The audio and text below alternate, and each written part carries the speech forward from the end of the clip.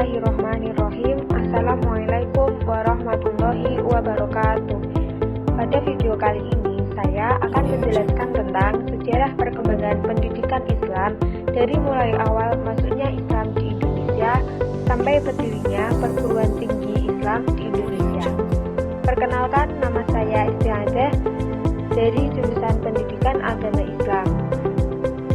Video ini saya buat guna untuk memenuhi tugas ujian akhir semester sejarah pendidikan Islam di Indonesia dengan desain pengampu Bapak Rizalul Umami. Selamat menyaksikan video dari saya.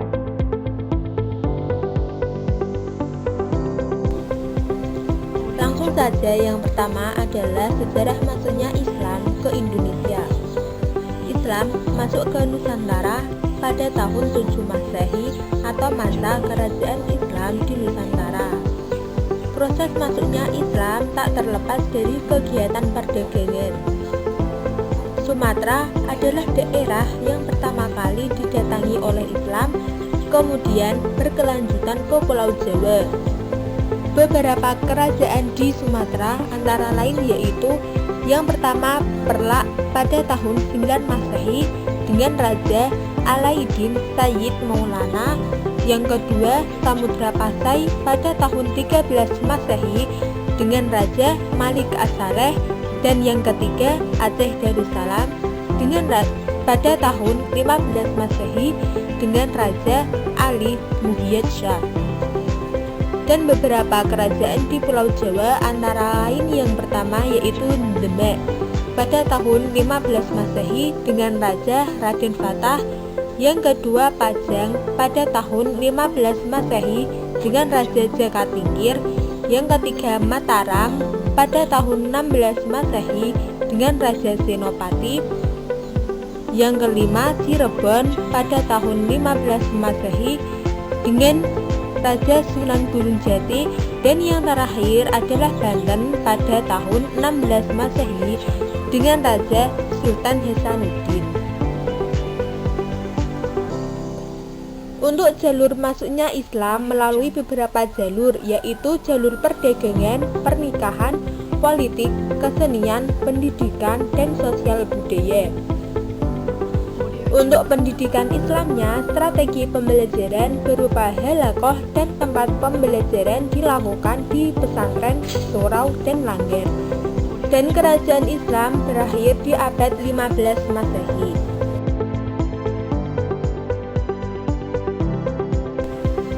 Yang kedua adalah pada masa penjajahan Belanda pada tahun 1596 Masehi.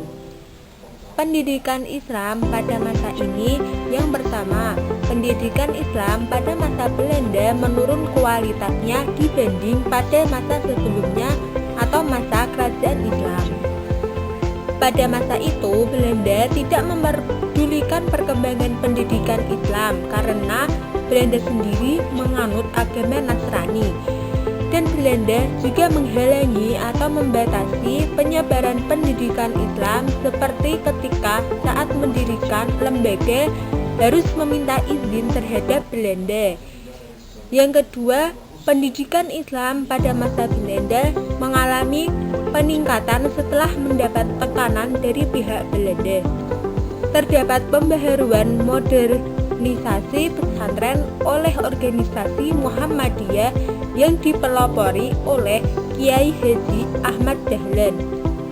Pada masa ini juga ada peningkatan pada sektor pengajar sudah seorang ulama atau mursyid karena perkembangan Islam sudah lama menjadikan banyak orang yang sudah belajar mengenai Islam.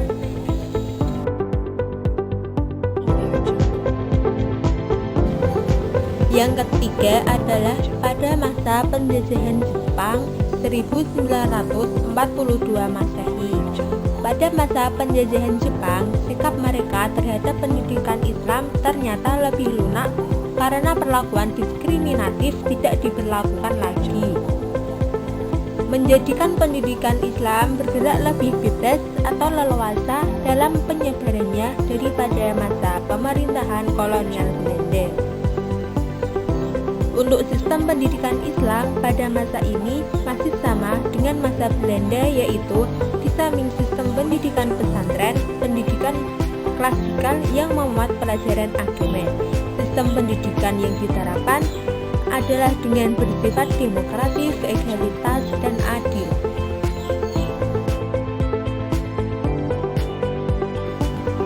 Yang keempat adalah pada masa Orde Lama sampai pasca kemerdekaan pada tahun 1945 sampai 1965 Masehi. Pada masa ini pendidikan Islam jauh berbeda dengan masa sebelumnya. Karena besarnya perhatian pemerintah terhadap pendidikan Islam, ada beberapa sumbangan pemerintah Orde Lama terhadap kemajuan pendidikan Islam di Indonesia, yaitu 1. Mendirikan Departemen Agama. Urusan keagamaan dan pendidikan agama pada masa penjajahan Belanda bernama Kantor for Islamic Zaken, dan masa penjajahan Jepang bernama Sumuka. Setelah Indonesia merdeka diganti menjadi Kementerian Agama. Mengeluarkan Undang-Undang Nomor 12 Tahun 1850 yang mengatur pendidikan agama di sekolah negeri dan departemen agama. Yang ketiga, adanya kurikulum agama. Pada masa ini adanya perubahan yang baik dalam bidang kurikulum pembelajaran. Dan yang terakhir, adanya pendidikan guru agama dan pendidikan hakim Islam negeri. Pendidikan guru agama agar menunjang sistem pendidikan agama Islam di Indonesia.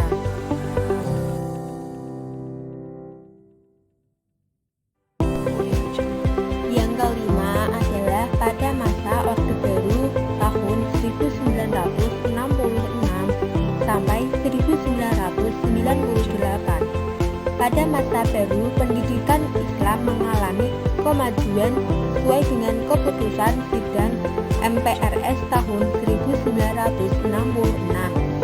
Dengan demikian, sejak tahun 1966, pendidikan agama Islam menjadi mata pelajaran wajib mulai dari SD sampai perguruan tinggi umum negeri seluruh Indonesia. Pada masa ini, pendidikan Islam sudah masuk ke dalam Sisdiknas. Pada masa ini, pendidikan Islam wajib diajarkan kepada semua kalangan, dan pada madrasah dan pesantren mengalami pembaharuan, yaitu sistemnya lebih modern.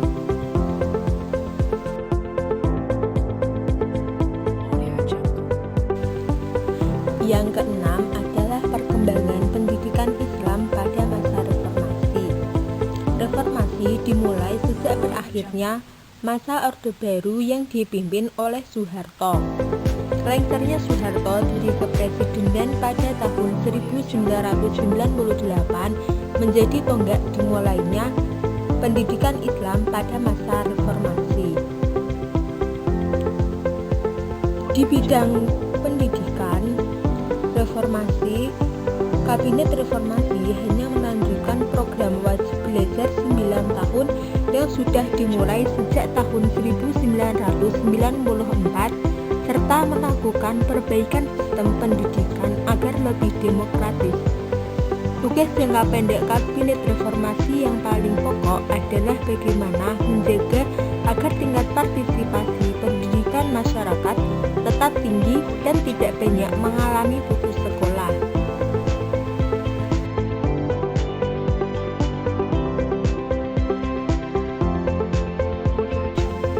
Madrasah diniyah adalah suatu lembaga pendidikan non-formal yang mengajarkan tentang nilai-nilai keislaman. Didirikan pada tahun 1915 Masehi oleh Zainuddin Rabal El-Junusi dan Rohmah El-Junusi di Sumatera Barat. Perkembangan madrasah diniyah dibagi menjadi dua. Yang pertama yaitu madrasah diniyah klasik pada tahun 1915 sampai 1998, dan yang kedua madrasah modern pada tahun 1999 sampai sekarang. Materi yang diajarkan pada madrasah diniyah mencakup nilai ilmu fikih, ilmu tauhid, akhlak, sejarah kebudayaan Islam, Al-Quran, hadis, dan lain-lain. Pada madrasah diniyah juga ada kelasnya, di antara lain yaitu awaliyah.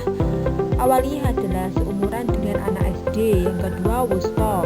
Wusta adalah seumuran dengan anak SMP. Dan yang ketiga uliyah, lebih tinggi dari anak SMP. Sedangkan kurikulum madrasah diniyah yaitu bersifat akomodatif dan fleksibel. Akomodatif adalah bisa menyesuaikan dengan peserta didik. Sedangkan fleksibel artinya sistem madrasah diniyah yang dapat berubah-ubah sewaktu-waktu.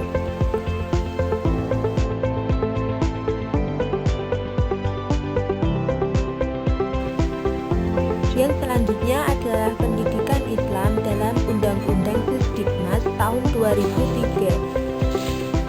Dijelaskan bahwa konsep pendidikan Islam diantaranya yaitu tarbiyah, taklim, dan takdib. Taklim artinya pengajaran yang bersifat pemberian atau penyampaian pengertian dan keterampilan. Takdib diartikan sebagai proses mendidik, sedangkan tarbiyah diartikan tindakan mengasuh, mendidik, dan memelihara. Sistem pendidikan nasional adalah keseluruhan komponen pendidikan yang saling terikat secara terpadu untuk mencapai tujuan pendidikan nasional. Pada tahun 1961, pendidikan Islam masih belum masuk ke Sisdiknas. Pada tahun 1975, pendidikan Islam sudah mulai diperhatikan pemerintah. Pada tahun 1989, Menteri Pendidikan dan Menteri Agama mengeluarkan SKP baru yang bertujuan menyeragamkan dan pembekuan struktur program dan kurikulum. Dan yang terakhir pada tahun 2003 berisi tentang jenjang pendidikan nasional, dijelaskan dalam pasal 12 ayat 1, pasal 17 ayat 2, pasal 18 ayat 3, pasal 28 ayat 3, dan pasal 30.